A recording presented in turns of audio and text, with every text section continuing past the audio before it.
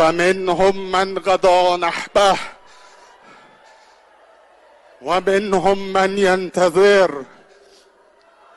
وما بدلوا تبدیلا. صدق الله العلی العظیم.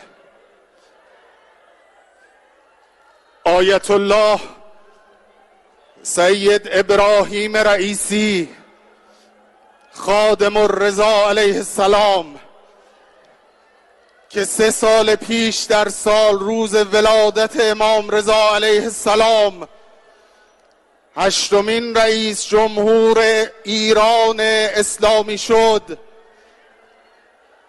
در شب ولادت امام رضا علیه السلام به شهادت رسید.